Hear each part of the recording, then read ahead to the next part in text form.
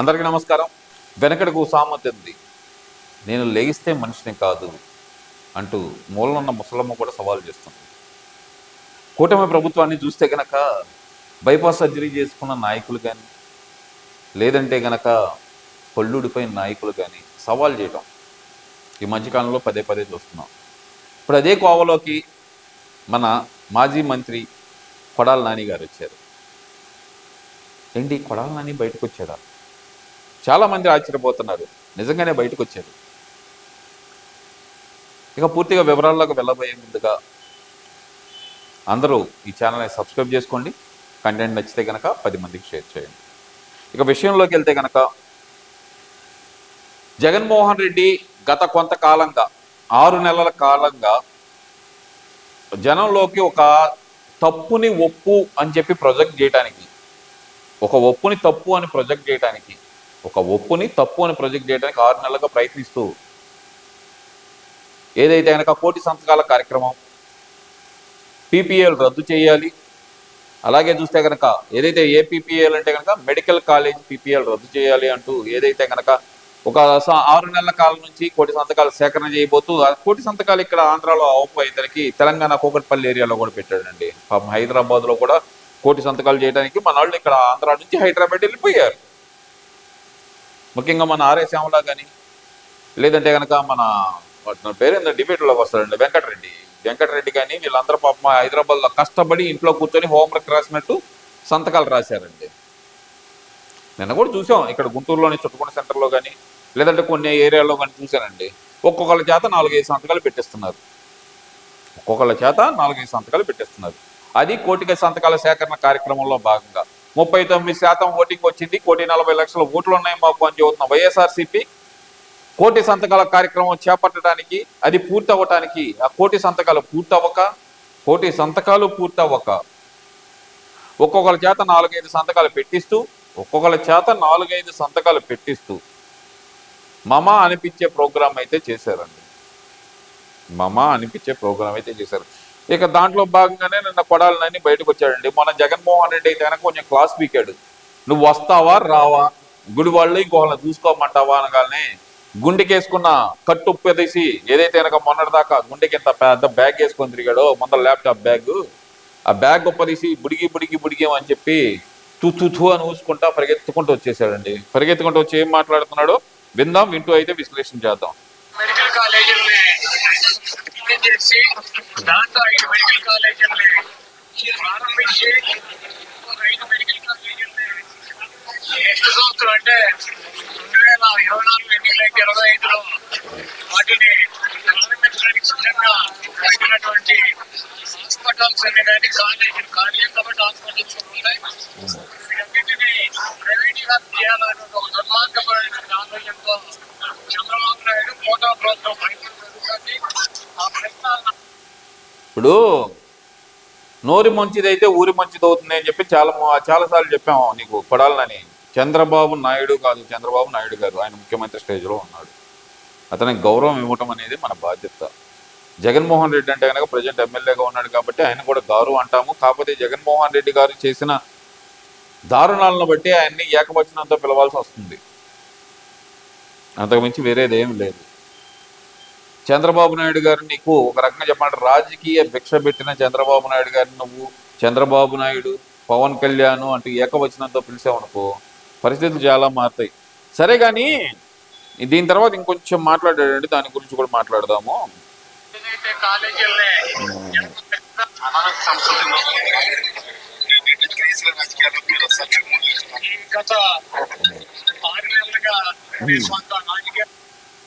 ఇక్కడ ఒక టాపిక్ అడుగుతానండి. దాదాపు కూటమి ప్రభుత్వం అధికారంలోకి వచ్చి 18 నెలలు కంప్లీట్ అవుతుంటే 6 నెలల క్రితం ఆర్ట్ ఆపరేషన్ చేయించుకున్నాను, మళ్ళీ ఇంకొక 6 నెలలు ఆగితే కనుక బయటకు వస్తాను అంటూ గప్పాలు కొడుతున్నాడు కదా. ఇప్పటికే 18 నెలలు అయిపోయింది, 6 నెలలు ఆపరేషన్ చేయించుకోవడానికి ఉన్నాడు. మరి అంతకుముందు 12 నెలలు ఎక్కడ గాడిదలు కాశాడు? ఏం గాడిదలు కాసావు కొడాలని చెప్పు. ఏం గాడిదలు కాసా నువ్వు చెబితే మేము వింటాం. గాడిదలు కాసావా?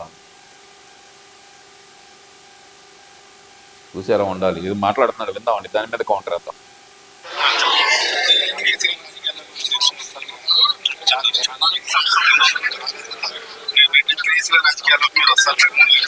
గత 6 నెలలుగా నేను కొంత రాజకీయాలకు దూరంగా ఉన్నాను. ఎందుకంటే నాకు బైపాస్ సర్జరీ జరిగింది. దానికోసం ఒక 6 నెలలు రెస్ట్ తీసుకోవాలని చెప్పి డాక్టర్లు చెప్పడం జరిగింది. దాని ప్రకారం 6 నెలలు కంప్లీట్ అయింది. అయితే ఒక 6 నెలలు కంప్లీట్ అయిపోయిందిగా, వచ్చాయి బయటికి. 6 నెలలు కంప్లీట్ అయిపోయింది, బయటకు వచ్చాయి. నాకు తెలిసిన ఒక వ్యక్తి నేను డైరెక్ట్గా చెప్తున్నాను, నాకు తెలిసిన ఒక వ్యక్తి బైపాస్ సర్జరీ చేయించుకున్న 3 నెలల్లో బయటకు వచ్చాడు. బైపాస్ సర్జరీ చేయించుకొని బయటకు వచ్చి ఆయన యథావిధిగా, అంటే బరువులు ఎత్తే పని తప్పితే యథావిధిగా ఆయన పని పూర్తి చేసుకున్నారు. నువ్వు కూడా రావచ్చుగా బయటికి, భయం లేదు కదా నీకు, భయం అంటే తెలియదు కదా, రావచ్చుగా బయటికి, ధర్నాలకు రా, చూస్తా. కార్తనే 18 నెలల కాలంలో కలుగులో దాక్కున్న ఎలుకలాగా హైదరాబాద్లో దాక్కొని నిన్న జగన్మోహన్ రెడ్డి పిలిచి నువ్వు వస్తావా, ఇక వాళ్ళని చూసుకోమంటావా గుడివాళ్ళు అనేదానికి కారుకుంటా బయటకు వచ్చి ఈరోజు ఏదో కబుర్లు చెబుతున్నావు నువ్వు. ఇంకొక 6 నెలల కాలంలో ఏం చేస్తావో చెప్పు. ఇటువంటి ప్రోగ్రామ్ లో పాల్గొంటాను తప్పకుండా. తర్వాత మరి ఎప్పటిలాగా ప్రజా ఉద్యమాల్లో కూడా నోటి మీదకి వచ్చి ఫైట్ చేస్తామని చెప్పి ఈ రాష్ట్రంలో జరుగుతున్నటువంటి ప్రజల తరపున పోరాటం చేస్తా. ఏ రోజు బయటకు వచ్చావురా బాబు నువ్వు?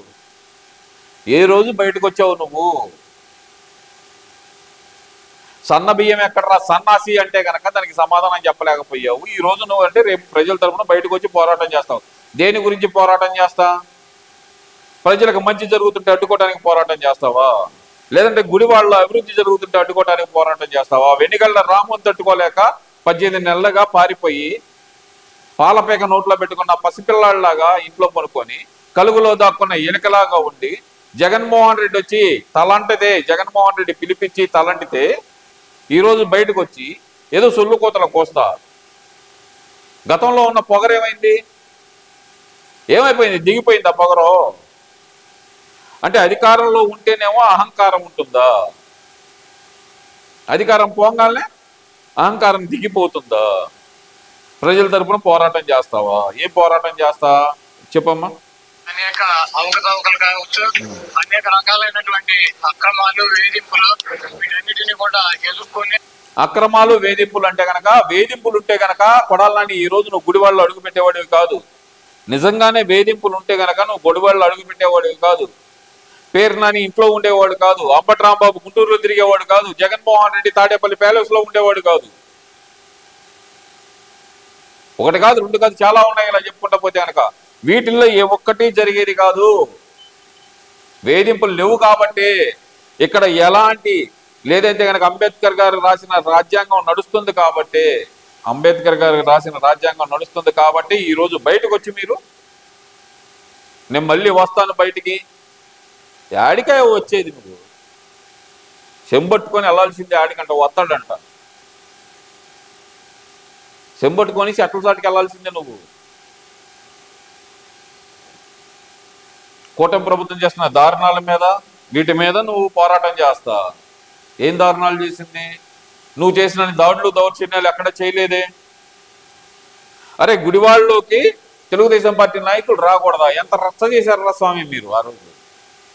వర్ల రామయ్య గారు వీళ్ళందరూ వస్తుంటే కనుక వాళ్ళని అడ్డుకొని ఎంత నానా హంగామా చేశారు. ఇప్పుడు నువ్వు గుడివాడికి ఏమన్నా హెలికాప్టర్లో ఊడిపడ్డావా, లేదంటే సొరంగం తవ్వుకొని వచ్చావన్నా లేచావా? మామూలుగా అందరిలాగే వచ్చావు కదా. అదే దాడులు, దౌర్జన్యాలు జరుగుతుంటే కనుక, అఘాయిత్యాలు జరుగుతుంటే కనుక నువ్వు గుడివాళ్ళలో నుంచొని ఇంత ధైర్యంగా మాట్లాడే దమ్ముందా నీకు? పదవి ఉంటే పులివి నువ్వు, పదవి లేకపోతే కనుక, అది కూడా పదవి లేకపోతే మీసాలు లేని పిల్లివి నువ్వు. అది నీ బతుకు, గుర్తుపెట్టుకో. ఎవరిని ఎర్రి పప్పలను చేద్దాం అని చెప్పి చూడమాకు. తర్వాత పరిణామాలు చాలా తీవ్రంగా ఉంటాయి. కొడాలని జగన్మోహన్ రెడ్డి ఏదో తిట్టాడు అని చెప్పి గుడివాడు వచ్చినాడివి, వచ్చామా సంతకం పెట్టామా వెళ్ళినట్టు ఉండాలి. కానీ నేను మళ్ళీ వస్తాను, రోడ్డు ఎక్కుతాను అంటే కనుక ఇక్కడ అంబేద్కర్ రాజ్యాంగం ఉంది. ఇక్కడ రాజ్యాంగం కాదు, ఇక్కడ ఉంది అంబేద్కర్ రాజ్యాంగం. ఇంకోటి కూడా చెబుతున్నా, నువ్వు చెప్పినట్టు దౌర్జన్యాలు దాడులు జరిగినట్టయితే గనక నిన్ను ఈ పాటికి గుడ్డలొప్పదీసి అంకుశం సినిమాలో రామిరెడ్డిని కొట్టినట్టు గుడ్డలొప్పదీసి గుడివాళ్ళలో కొట్టేవాళ్ళు కదా? లేదు కదా, అంతా ప్రశాంతంగానే ఉంది కదా. ఏదో వస్తాడంట చెంబట్టుకొని చెట్లు తట్టుకెళ్ళాయా, వత్తావు అని. సిగ్గు శరం ఉండాలి కొడాలని మాట్లాడటానికైనా. ఎప్పటికైనా బుద్ధి మార్చుకో, లేదంటే గనక బ్రతుకు మారిపోద్దని ఇది. నీ బ్రతుకు కేర్ ఆఫ్ చెర్లపల్లి జైలే అవుతుంది, గుర్తుపెట్టుకో. ఖబర్దార్, జాగ్రత్త.